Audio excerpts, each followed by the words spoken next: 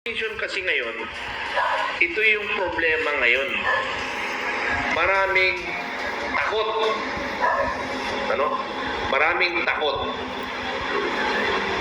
Byuda ka man, enlisted personnel ka, officer ka man, general ka. Marami ang walang panindigan. Bakit ko nasabi yan? Tama, walang panindigan karamihan. Baka naman magalit kayo sa akin. Pero ang tinutukoy ko dito, manindigan tayo. Niluloko na nga tayo eh. Bakit niluloko tayo?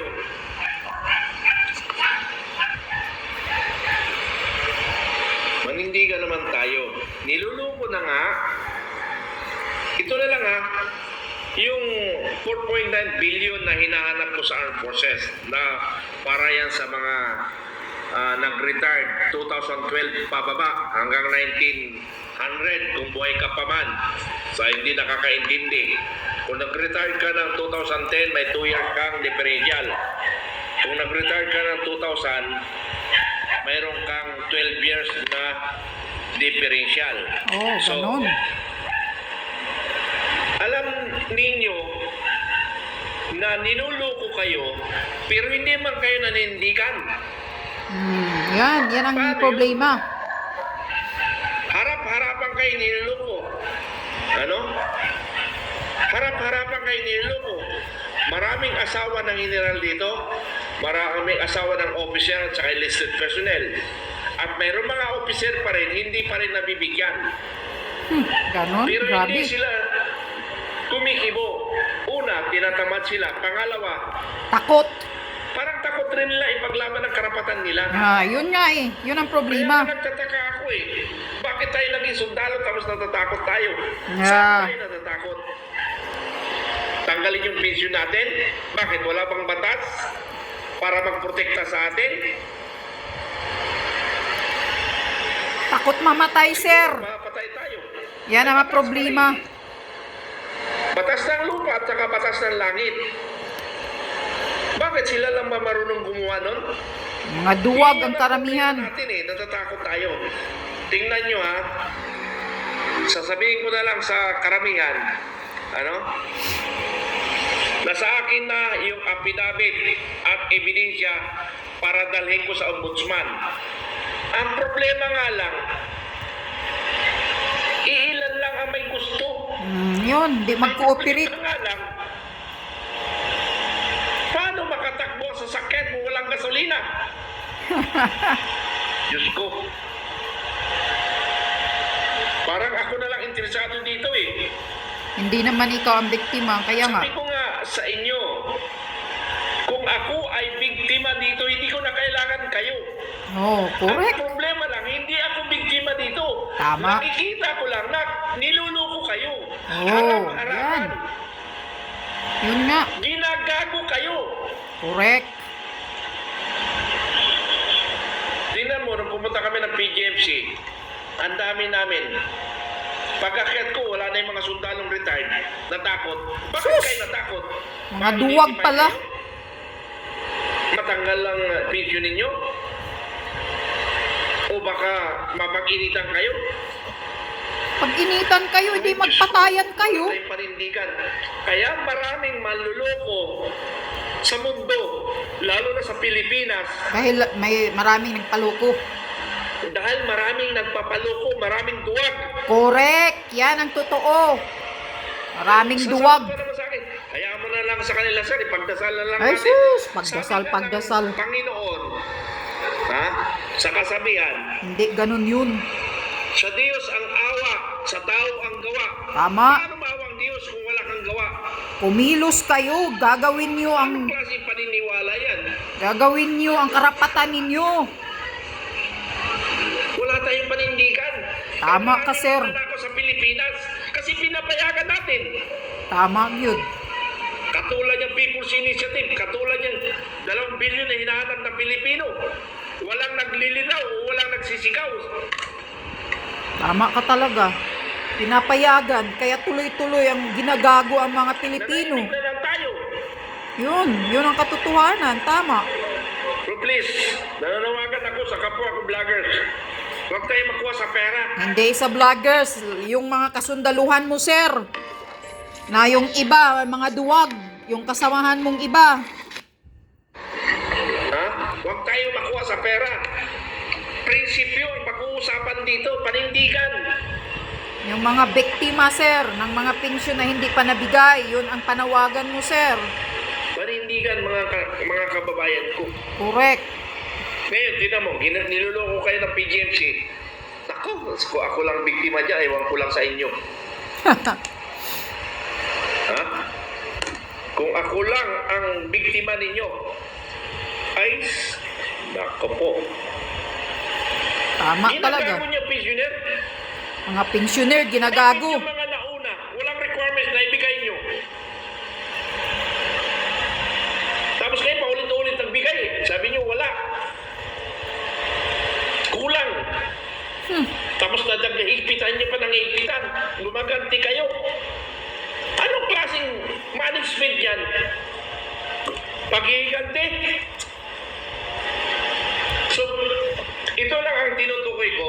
Nakapokus lang muna ako, sabi ko nga, bago ko lalabas sa men in uniform personnel. Ano?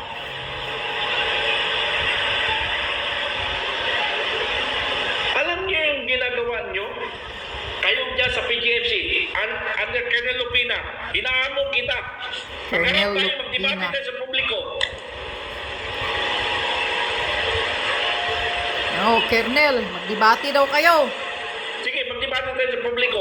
Ikaw pala yung tinutukoy niya. Tingnan mo lang kung kaya mong marap. Oh, Kernel Ang katotohanan Lupina. ang mangingibabaw, ang kasinungalingan, kadimunyuhan. Tama. Correct ka, sir. Nagalit na ako. Nagalit na ako. Nakikita ko na may mga requirement, paulit-ulit na lang, paulit-ulit. Ibigay nyo na lang yung pera para tapos na yung sakit ng ulo nyo. Biro mo 2017, ni-release ng DBM, hanggang ngayon hindi nyo naubos yung 18 billion na may natira 4.9 billion. Anong taon na ngayon? 2024 na, from 2017. Asaan yun? Puro kayo si requirements, puro kayo si requirements. Na requirement Yung iba din. nga, namatay na nga lang, hindi na alam na matatanggap eh. Kasi yun naman ang gusto niyo, para maliit lang may bigay niyo. Yun ang gusto nila, sir, na mamatay na sa kahihintay para wala na, mabulsa na nila. Yung mga ibang pensioner, mamatay na sa kahihintay. Oh, Colonel Lupina. Alam ko dami ka. Eh, huwag ka magpagamit, you resign from that position. Ay, you resign! Lupina! Nakakaya. Ilang beses na kitang binatikos, andyan ka pa rin. Nanindigan.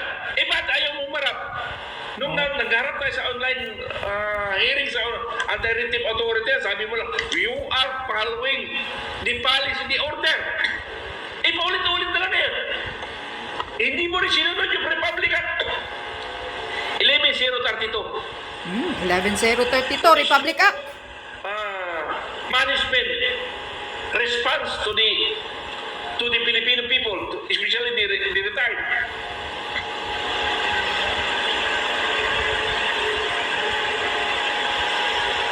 Kaya nga sabi nila more talk, more mistake, kaya di kahon yung sagot mo. Yun Hindi ang, katabi mo lawyer. Katabi mo mga officer mo. Ako, nag-iisa lang ako. Wala akong wala akong anong kaliwat kanan dito, wala. Kung hindi ako lang nag-isa laban sa organization ng PGMC. PGMC. Oh. Marami nang galit sa akin, listed person yan, pati officer, pag nakikita ko niya, para sila nakakita ng multo. Ano kasalanan ko? Isinasabi ko lang naman ang katotohanan. Kasalanan ko ba yun? O kasalanan nyo? Tama. Ang taong magsabi ng katotohanan, sir, Officers and enlisted personnel and employee. galit sila. I'm sorry. Dahil kami lang kayo dyan. Pero huwag na kayo magpagamit. Kung ako naging commander dyan, aywan ko lang. Kung madiktahan ako kung sino man. Correct. Hindi, ni kailanman, hindi pa ako nadiktahan ng mali. Yung nga lang, na-assign ako doon sa isang detachment na mayroong special election, inupiran ako ng milyon. Magkano ba tingin ang retirement mo? Sumaguho ka lang, tatakbo tayo kay Jobstab, lilipat tayo. Sabi ko, sino pa malakas dito sa politician? Ha? Kasi isang sinyas ko lang, kung sino manalo congressman, yun ang mananalo. Kasi ang taong bayan sa akin naniniwala. Tama ka talaga, sir. Kaya lang during the election, inalis nila ako. Ano? Kasi isang kumpas ko lang, kung sinong butuin nyo, yun ang sundin nyo. Yun ang mananalo. Pero hindi ako makuha nyo sa lagay. Tama. Makuha nyo sa... Yan. Yan lang. Yan. Totoo ka, sir. Maraming walang panindigan. Yan ang problema sa mga Pilipino. Kunyari, tapang-tapangan, pero mga duwag pala. Oh, ayan. Ikaw, ano ka, Colonel o Colonel ka, Lupina? Hinahamon ka ni Colonel Mitran. Magharap daw kayo. Dami palang mga pensioner. Ginagago ninyo, niluloko ninyo. Hanggang ngayon, hindi nyo pa binibigay yung pera nila. Grabe, oh. Sus. Grabe. Panluloko na yan. Kayong mga military, mga men in uniform na mga pensioner na biktima, kung sino yung tinutukoy ni Colonel Mitran, manindigan naman kayo. Huwag kayong duwag. Kasi, pag ganyan ang ugali ninyo, sinasamantala kayo lagi ng nasa taas leader ninyo kasi duwag kayo. Bahala na kayo tanggalan ng pensyon man, basta ipaglalaban ninyo ang katotohanan. Yan. Kaya nga, tama si Sir Mitran.